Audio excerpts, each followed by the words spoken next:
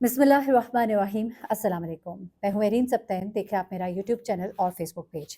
नाज़रीन, दो बातें अपने प्रोग्राम के आगाज़ में मैं करूँगी। एक तो ये बात कि जो बलूचिस्तान वाक़े को मैं रिपोर्ट कर रही हूँ इस वक्त, इसमें हरगिज़ मैं ये नहीं कह रही कि ये जो अमल हुआ ये दुरुस्त था। मैंने इसको शुरू दिन से कंडेम किया है। कुछ लोग जो है कमेंट्स में कह रहे थे कि आप इस अमल को ग़ालिबन डिफेंड करी हैं। हरगिज़ नहीं, ये मावराए अदालत है, मावराए कानून है और ये अमल जो है इसकी तो इस्लाम में भी गुंजाइश नहीं है। इस्लाम में इस तरह के अमल की जो सज़ा है उसकी शराइत बड़ी सख्त है। शख्स जिसने सब कुछ देखा हो अपनी आंखों से वो कहे, वो गवाही दे, जिसने ज़िंदगी में कभी कोई गुनाह ना किया हो वो गवाही दे, ऐसी शराइत है। तो इस तरह से नहीं कि जिसको जिस तरह मर्जी चाहे आप सज़ा दे दें, तो आप ये नहीं कर सकते। अब मुख्तलिफ कहानियाँ शुरू से आ रही थी और मैं इस पे थोड़ा हो भी रही थी कि आपके सामने मेरी कोशिश होती है कि मुस्तनद ज़राए से सही खबर पहुँचाऊँ। 2-3 रिपोर्टर्स जो कि बलूचिस्तान के थे, उन्होंने कहानी मुझे पूरी बताई और थोड़े से फ़र्क के साथ कहानी मोर और लेस सेम थी, क्योंकि शुरू में तो ये कहानी आई थी कि इन दोनों ने शादी की हुई है, लेकिन बाद में ये कहानी आई कि दोनों अलग-अलग शादीशुदा थे और उसके बाद ये लड़की जो है ये अपना घर छोड़ के इसके साथ गई। लेकिन उसके बाद 2-4 स्टोरीज़ जो हैं 19-20 के फ़र्क के साथ सामने आ रही थी।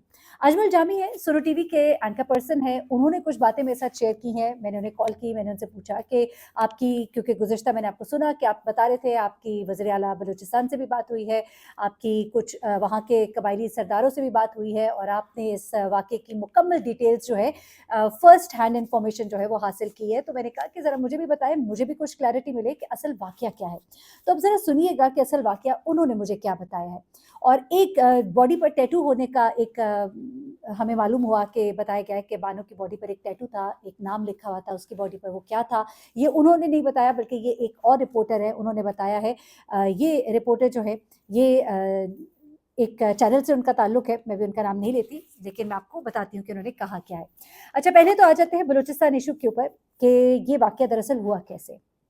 अजमल जामी कहते हैं कि ये जो खातून है इनकी शादी हुई हुई थी नूर साहब से, और जो एहसानुल्लाह है उसकी भी शादी हुई हुई थी। एहसानुल्लाह के 4 बच्चे और बानो के 5 बच्चे हैं, 4 बेटे और 1 बेटी। अच्छा, वो ये कहते हैं कि जो मर्द है इसका बाप नहीं है और ये जो खातून है हमने ये सुना था कि इसके वालिद हयात है, लेकिन अजमल जामी कहते हैं कि उसके वालिद जो है वो नहीं है, वो ज़िंदा नहीं है। उन्होंने ये भी बताया कि खातून को मारने वाला कोई और नहीं, उसको गोली मारने वाला उसका अपना सगा भाई है। उसका सगा भाई अपने कबीले में अपनी जो बेइज़्ज़ती हुई है ग़ालिबन उसको सोच रहा था कि इस तरह से ख़त्म करूँगा और जिरगे के सरदारों में मेरी एक इज़्ज़त और एक नाम जो है वो बुलंद होगा। अच्छा, अब होता क्या है, वो ये कहते हैं कि दोनों जो हैं ये फ़रार होते हैं और ये जाकर किसी पश्तून इलाके में पनाह लेते हैं। अच्छा, अब हमने ये सुना था कि इसको या तो उठाकर ये लेकर गया है, लेकिन बाद में ये भी कन्फर्म हुआ कि उठाकर नहीं, ग़ालिबन वो अपनी मर्ज़ी से गई है और उसके बाद ये वहाँ पर रही, इनके दरमियान लड़ाई झगड़े हुए, ये वापस आ गई। लेकिन अजमल जामी कहते हैं कि ये वहाँ पर गई तो ज़रूर है, पश्तून इलाके में ये जाकर छुपे हैं, वहाँ पर इनको ढूँढा जा रहा था और फिर इनको ढूँढ लिया गया। आपको जैसा कि बताया था कि ये वापस आ गई क्योंकि इनके दरमियान लड़ाई झगड़े हुए, लेकिन ऐसा नहीं हुआ। मैं खुद भी ये सोच रही थी कि एक ऐसे इलाके में जहाँ पर कबायली सिस्टम है, जहाँ पर एक बड़ा सख्त माहौल है, वहाँ पर ये वापस क्यों आई होगी। तो अजमल जामी बता रहे हैं कि ये जो खातून है इसको पकड़ लिया और ये शख्स एहसानुल्लाह फरार हो गया।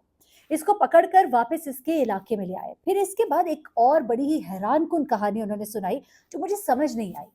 उन्होंने कहा कि इसको वापस लाने के बाद इसका एक नाबालिग लड़के के साथ निकाह किया गया। वो निकाह करने के बाद इसको तलाक दिलवाई गई और उसके बाद इसके शौहर नूर मोहम्मद ने इसको वापस कबूल कर लिया। ये बात बड़ी हैरानकुन थी और बिल्कुल ही मैं कहूँगी कि एक अजीबो-गरीब सी ये बात है। ये रस्म जो है, ये क्या रस्म है? क्या ये इस्लाम की कौन-सी तशरीह है? हलाला का हमने सुना था एक बड़ा अजीबो-गरीब सा सिस्टम कि किसी से तलाक हो गई तो दूसरे से निकाह करा के उससे तलाक दिलवा के फिर उसको वापस पहले से निकाह करा दो, जिसको अब शरीयत में बताया जाता है, मुख्तलिफ उलमा कहते हैं कि ये गलत है तरीका। बट अगली बात जो है उन्होंने की वो ये की कि ये उनके यहाँ एक रस्म व रवाज है कि अगर कोई औरत इस तरह से चली जाती है और वापस आती है तो उसका नाबालिग लड़के से निकाह करके उसको वापस फिर वो शौहर जो है जब वो तलाक देता है नाबालिग लड़का तो उसको कबूल कर लेता है। मैंने इस बारे में वहाँ पे मौजूद एक रिपोर्टर से पूछा तो उन्होंने कहा कि ऐसा उसी सूरत में होता है कि अगर इसने कहीं निकाह किया हुआ था। तो इससे ये एक बात समझ आती है, एक गुमशुदा कड़ी जो है वो मिलती कुछ इस तरह से है कि अगर जिस तरह अभी वाज़ेह तो नहीं किया जा रहा, लेकिन लगता ऐसा है कि ग़ालिबन इसने उससे निकाह कर लिया था। शायद नूर मोहम्मद उससे कोई अनबन हुई हो, उसने उसको तलाक दे दी हो और उससे समझा हो कि अब मैं तलाक याफ्ता हूँ, मैं शादी कर सकती हूँ, उसने एहसानुल्लाह से शादी कर ली हो। अभी ये कुछ मिसिंग लिंक्स है जिनको अभी फिल होना है। लेकिन अजमल जामी साहब की ये बात कि उसका एक नाबालिग से निकाह कराया गया, इसकी वजाहत जो है वो ज़रूरी हो गई है, और वो वजाहत जो है गालिबन इसकी वालदा अब देंगी, क्योंकि इसकी वालदा को भी अब उठा लिया गया है, इंसदाद दहशतगर्दी की अदालत में उसे पेश किया गया। आपको याद होगा कि गुज़श्ता रोज़ इसकी वालदा ने एक बयान दिया था कुरान पाक उठाकर, उसने कहा था कि हमारी बेटी जो है वो इस तरह से चली गई थी और उसके साथ जो भी किया गया है बिल्कुल ठीक किया गया है, और ये सरदार सतकज़ई का इसमें कोई कसूर नहीं, उन्होंने ये फैसला नहीं किया, ये जरगे का फैसला था। इस पर इस खातून को इस बात पर उठाया गया है कि वो कत्ल करने वालों की हमायत करी है, सपोर्ट करी है, दौरे कत्ल की हमायत करी है और इंसाफ के अमल में मुदाखलत करी है। इस बिना पर उसको उठा लिया गया और इंसदाद दहशतगर्दी की अदालत में से पेश किया गया। अब हो सकता है मजीद कुछ चीज़ें उसके ज़ुबान से पता लगे, मालूम हो कि क्या वाकई वो अपने शौहर को छोड़कर चली गई थी, उसके शौहर ने क्या उसको तलाक दे दी थी, जो वापस आने पर उसका एक निकाह किया गया और उसके बाद उसके शौहर नूर मोहम्मद ने उसको एक्सेप्ट कर लिया। सुनने में ये भी आ रहा है कि उसका शौहर हरगिज़ इस फेवर में नहीं था, ये अजमल जामी साहब भी कंफर्म कर रहे हैं कि उसको मारा जाए। गालिबन शायद वो उसके बच्चों की माँ थी, 5 बच्चों की माँ थी, और अब वो ये भी कह रहे हैं कि यहाँ पर नूर बीबी को सॉरी बानो बीबी को फ़ोन करके बता दिया था किसी ने कि ये लोग जो है अब तुम्हारे घर आ रहे हैं, जब एहसानुल्लाह पकड़ा गया। अच्छा, वो ये भी कहते हैं कि जिरगे के पास ये लोग क्यों गए थे, ज़रा ये भी सुन लीजिएगा, ये भी एक मिसिंग लिंक है।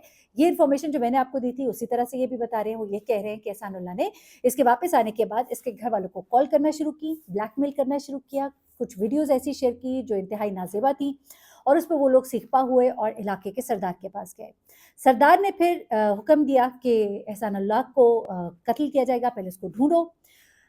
ये दूसरे जो कबीला है उसके सरदार से भी उन्होंने बात की और उसके बाद ये मामलात जो हैं ये तय पाए। एहसानुल्लाह जैसे ही पकड़ा गया तो फिर ये गाड़ियों में सवार होकर इन्होंने रुख किया बानो के घर का। बानो को फैसले के बारे में उसके कुछ रिश्तेदार जो है फ़ोन करके बता चुके थे कि अब ये लोग तुम्हारी तरफ आ रहे हैं, तुम्हें उठाया जाएगा, तुम्हें कारोकारी की सज़ा दी जाएगी। अब बानो को जब ये पता लग गया था उसके बावजूद अब यहाँ पर ये आ रहा है कि बानो अब अपनी जगह से ना हिली, उसने कहा कि मैं नहीं भागूंगी। अब उसकी क्या वजह थी, क्या वो एहसानुल्लाह के साथ मरना चाहती थी, अगर तो वो समझा जाए कि शायद उसके निकाह में होगी। लेकिन सुनने में ये आ रहा है कि बानो खुद बहुत तंग आ चुकी थी एहसानुल्लाह की इन हरकतों से। एहसानुल्लाह उसको नाजायज़ तंग कर रहा था, उसको ब्लैकमेल कर रहा था, उसको तस्वीर उसके घर वालों को भेजा था, वीडियोज़ भेजा था, वो इन तमाम चीज़ों से सख्त तंग थी। और अजमल जामी साहब का कहना है कि उसको फिर पकड़कर ये लोग लेकर गए, ये खुद निकली, कुरान पाक इसने हाथ में उठाया और उसके बाद इसने कहा कि मुझे गोली मारी जाए, जैसा कि तय हुआ है, और उसके बाद वो चंद कदम आगे गई और फिर उसको गोली मार दी गई। गोली मारने वाला कहना है अजमल जामी का कि कोई और नहीं बल्कि उसका भाई था जो कि मफरूर है। अजमल जामी ने ये भी बताया कि जिस वक़्त इस लड़के को यानी कि इसके भाई को पकड़ने के लिए पुलिस इस इलाके में पहुंचती है, तो इस इलाके की ख़वातीन और इस घर की ख़वातीन उनके ऊपर पथराव करती हैं। वो इस चीज़ को एक्सेप्ट नहीं कर रहे होते कि उनके लड़कों को इस बात के पीछे पकड़ा जाए जिसको कि वो दुरुस्त समझते हैं। उसके बाद इस घर में दाखिल होकर इस घर के तमाम मर्दों को पकड़ लिया गया, सवाए चंद बच्चों के और लड़कों के छोड़ दिया गया।